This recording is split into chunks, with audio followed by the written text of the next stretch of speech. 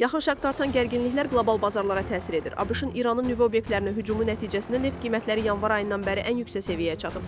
Brent markalı neftin qiyməti 2,7% artaraq $79,12, ABŞ xam nefti isə 2,8% artaraq $75,98 yüksəlib. İran gündəlik 3,3 milyon barel neft istehsal edir və ixracatının yarısını daxili istehlak üçün saxlayır.